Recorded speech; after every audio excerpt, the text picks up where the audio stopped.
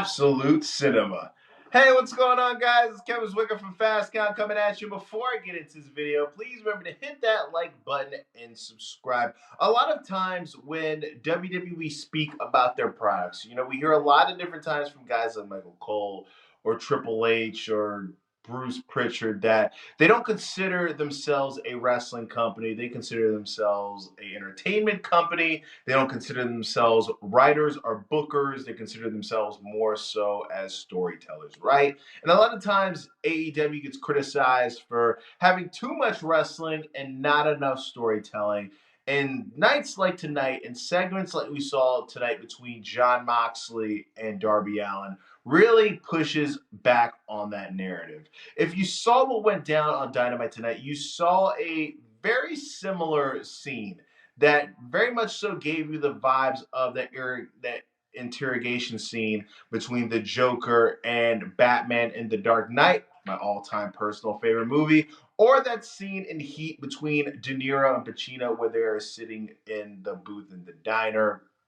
We see Darby Allin and Jon Moxley on the opposite sides of a sheet of glass on the phone, very much so the vibe of what it looks like when you're on a jail call. And you see Moxley open this up and he says, I don't really know if all of what goes into an I Quit match, right? He said, when we had our coffin match, the game was rigged. I was never going into that coffin.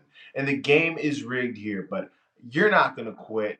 I'm not going to quit. So what are we going to do about this? And you see Mox basically tell Darby that, it's not too late to be on the right side of history. Darby tells him that, every day I think about joining the Death Riders, but then I remember what you did to Danielson, your brother, the way that you took him out. And Mox explains that, I did what I had to do for the greater good, for the greater way to, basically find and get this vision that we have fine-tuned and turned out. And Danielson was a casualty of that.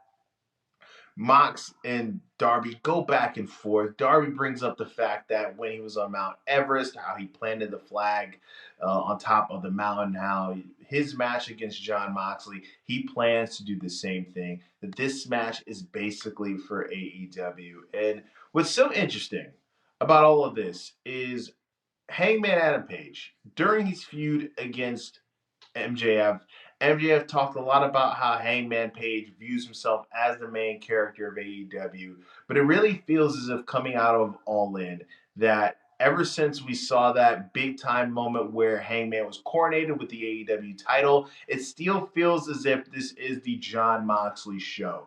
And a lot of times during 2024, Mox and the Death Riders got a lot of flack, from me included, where they kind of felt as if they were the parts or their segments were the ones that would slow the momentum of the show. And now it feels as if they have kind of done a complete 180 where what they are doing happens to be the most interesting part of the show. And Hangman happens to be the guy who is the world champion, but it still feels as if it's the Mox show. Mox, who's the number 2 ranked guy on the PWI 500, right below Cody Rhodes. He still feels as if he is the backbone of AEW and that the show revolves around him. Gun to my head, I'm thinking that the right decision at Wrestle Dream is to have Darby Allin pick up the W.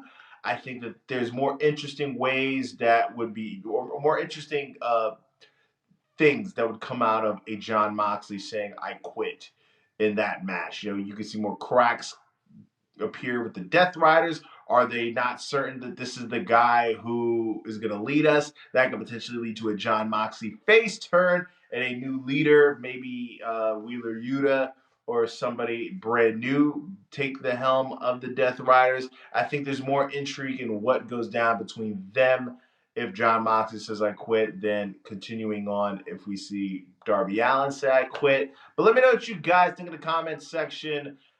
We've had a lot of different cinematic moments over the last couple of years. The sit down between Roman Reigns and CM Punk.